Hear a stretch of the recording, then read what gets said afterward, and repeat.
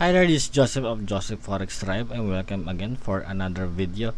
And today, turo ko sa iyo kung paano mag-deposit using your GCash. Alright, so log in first your account, then go to funds.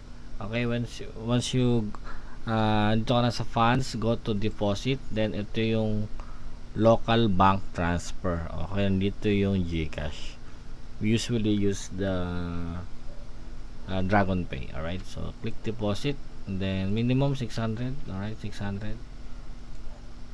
And try natin next. Then mag-pop up siya ng another tab. Then pay now. Then dito option dito is para GCash is ito QR PH new.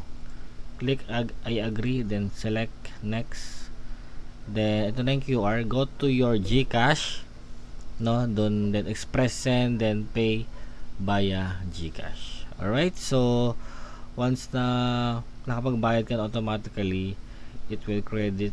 Siguro takes lang yan ng 5 to 10 minutes or mas earlier pa dito sa account mo. Alright, so ganun lang magbayad using GCash. Alright, so thank you, bye bye, and God bless.